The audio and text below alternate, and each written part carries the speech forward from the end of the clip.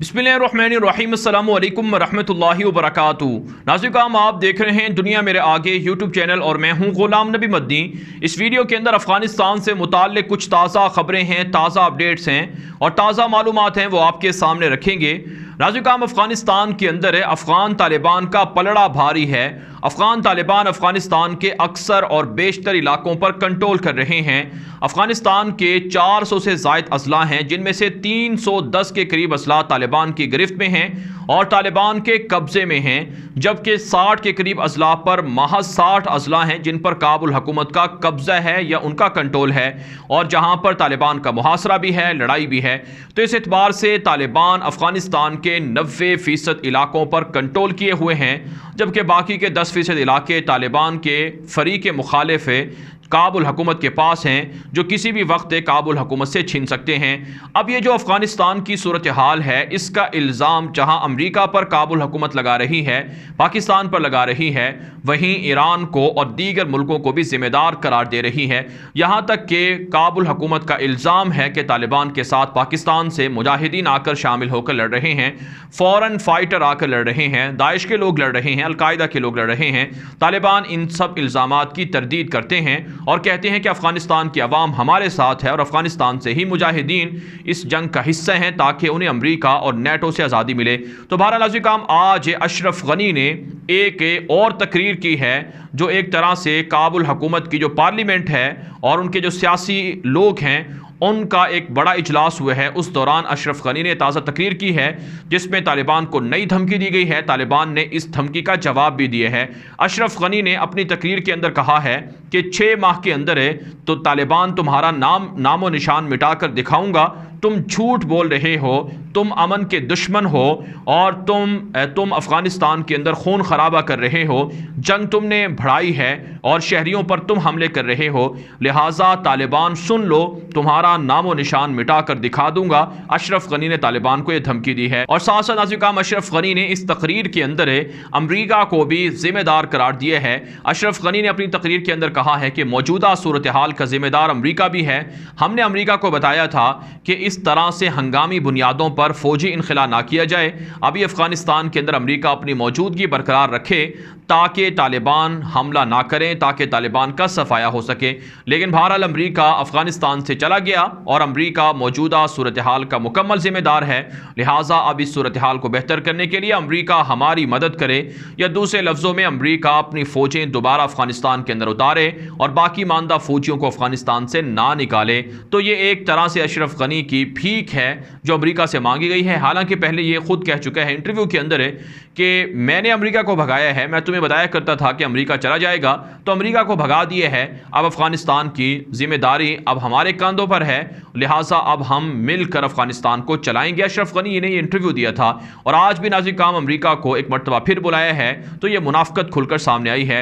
साथ साथ नाज़रीन काम इस स्पीच के अंदर, इस तकरीर के अंदर अशरफ गनी ने पाकिस्तान को भी टारगेट किया है कि एक तरफ से पाकिस्तान है, दूसरी तरफ से तालिबान है, हमें इन दोनों दुश्मनों का सामना है। पाकिस्तान को वाज़ेह दुश्मन डिक्लेयर किया है अशरफ गनी ने, जिसका मतलब यह है कि भारत की मां पर अमरीका को खुश करने के लिए, इसराइल को खुश करने के लिए अशरफ गनी पाकिस्तान के खिलाफ भी हमले कर रहा है। लिहाजा पाकिस्तान को अशरफ गनी कठपुतली इंतज़ामिया के इन इल्ज़ामात के खिलाफ इन इल्ज़ामात का मौसर जवाब देना चाहिए और मौसर लाहे अमल इख्तियार करना चाहिए। नाज़रीन अफ़गान तालिबान की जानिब से अशरफ गनी के इस बयान की शदीद तनकीद की गई है और शदीद मज़म्मत की गई है। तालिबान के तर्जुमान ज़बीहुल्लाह मुजाहिद ने कहा है कि अशरफ गनी जंग की धमकियां दे रहा है, अशरफ गनी हमें ख़त्म करने की बातें कर रहा है, लेकिन हम आपको बताएंगे कि 6 महीने के अंदर अशरफ गनी जिंदा नहीं रहेगा, अशरफ गनी की हुकूमत का तख्ता उलट दिया जाएगा। इससे पहले भी तालिबान की जो इमारत इस्लामी है वो इस तरह के बयान दे चुकी है, जो पहली मरतबा एक तरह से एलानिया धमकी है तालिबान की जानिब से काबुल हुकूमत को, और अब एक मरतबा फिर तालिबान के तर्जुमान ने धमकी दी है जो जवाबी वार है अशरफ गनी पर कि अवाम के साथ झूठ बोलकर जंग भड़का लगाकर, करप्शन करके, अमेरिका की गुलामी करके, अमेरिका की एजेंटी करके अवाम का खून बहाया अशरफ गनी ने और इनकी हुकूमत ने। लिहाजा इनका वक्त ख़त्म हो चुका है और अब हम इनका खात्मा करके दिखाएंगे। तालिबान ने जवाबी धमकी दी है और जवाबी बयान भी जारी किए हैं। हम बात कर लेते हैं अफगानिस्तान से कुछ दीगर खबरों के हवाले से। सूबा हिलमत के अंदर, सूबा हिरात के अंदर शदीद लड़ाई जारी है। हिरात के अंदर काबुल हुकूमत ने मजीद फौजी दस्ते पहुंचाए हैं। गुज़श्ता रोज़ भी इजाफी फौजी कमांडोज पहुंचाए गए थे जिनकी तादाद 5000 से ज़ायद बताया जा रहा है।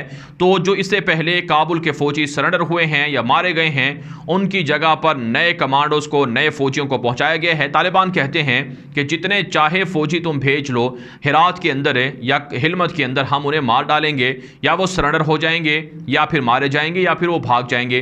तो बहरहाल काबुल हुकूमत का दावा है कि हिरात के अंदर और हिलमत के अंदर हमारे ऑपरेशन कामयाब हैं और हम तालिबान का सफाया कर रहे हैं। लेकिन तालिबान दावा करते हैं कि हिलमत के ऊपर और हिरात के ऊपर हमारा कब्जा है, हमारा कंट्रोल है।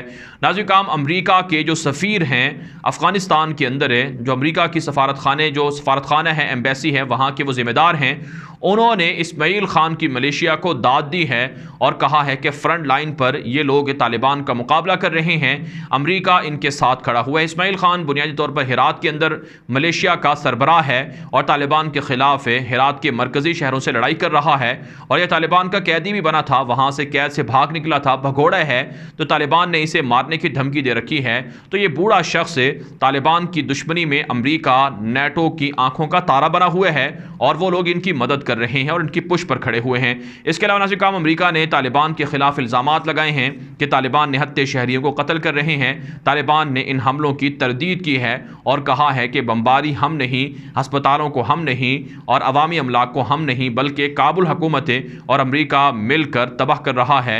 इसके अलावा नाज़रीन, एक और जो खबर अफगानिस्तान के हवाले से सामने आ रही है कि अमरीका ने मज़ीद अफगानियों को अमरीका के वीज़े देने का ऐलान किया है ताकि ज़्यादा से ज़्यादा लोग अमरीका के अंदर सेटल हों और अफगानिस्तान की नई नस्ल मॉडर्न बने और लिबरल बने, सेकुलर बने, दीन से दूर हो और तालिबान की दुश्मनी में उनको परवान चढ़ाया जाए और मुस्तक़बिल के अंदर अफगानिस्तान के अंदर तालिबान की इस्लामी हुकूमत को टारगेट किया जाए। लेकिन ये अमरीका की ख्वाब ख्याली है और खाम ख्याली है और अमरीका की ये ख्वाहिशात हैं और ख्वाब हैं कि वो तालिबान को और अफगानिस्तान से इस्लाम को, इस्लाम पसंदों को ख़त्म कर सकते हैं। ऐसा मासी की हुकूमतों ने भी किया, लेकिन अफगानिस्तान से इस्लाम की रूह को और इस्लाम को ख़त्म नहीं किया जा सका है। और अब भी नेटो अमरीका मिलकर 20 साल से कोशिशें कर रहे हैं इस्लाम को मिटाने की, मुसलमानों को ख़त्म करने की, लेकिन इस्लाम जीत रहा है, मुसलमान जीत रहे हैं, कुफर हार रहा है, तागूत शिकस्त खा रहा है और कुफरिया ताकतें पाश पाश हो रही हैं। इसके अलावा नाज़रीन, एक और बड़ी खबर जो अफगानिस्तान के हवाले से सामने आ रही है वो सूबा कापिसा है। यहाँ का डिस्ट्रिक्ट निजराब था जिसे तालिबान ने चंद दिन पहले कब्जा किया था। आज काबुल हुकूमत ने एक और बड़ा दावा किया है कि सूबा कापिसा के डिस्ट्रिक्ट निजराब को तालिबान से दोबारा काबुल हुकूमत ने छीन लिया है। इससे पहले भी कई अजला में ऐसा हो चुका है कि तालिबान कोई ज़िला फतह करते हैं, उस पर कब्जा करते हैं, तो काबुल फ़ौज या काबुल हुकूमत हमला करके तालिबान से वो इलाके छीन लेती हैं। लेकिन तालिबान महज चंद घंटों के बाद या चंद दिन के बाद दोबारा उनका कंट्रोल हासिल कर लेते हैं। हिरात के अंदर कई जगह पर ऐसा हुआ है और कंधार के अंदर भी हुआ है और इसी तरह से दीगर जगहों पर भी हुआ है। तो अगर कापिसा के निजराब डिस्ट्रिक्ट को तालिबान से छीना भी है, अगरचे तालिबान ने अभी इसकी तस्दीक नहीं की है, तो तालिबान जल्द इस पर कब्जा दोबारा हासिल कर लेंगे। इसके अलावा नाज़रीन, एक और बड़ी खबर है जो पड़ोसी मुल्क उज़्बेकिस्तान से और इसी तरह से ताजिकिस्तान से सामने आ रही है। अफ़गानिस्तान के बॉर्डर पर ये दोनों मुल्क वाक़े हैं और ये दोनों अफ़गानिस्तान के पड़ोसी हैं। इन्होंने मुश्तरका जंगी मशक़ें शुरू कर रखी हैं उज़्बेकिस्तान ने और ताजिकिस्तान ने, ताकि अफ़गानिस्तान की जंग इन मुल्कों के अंदर ना आए।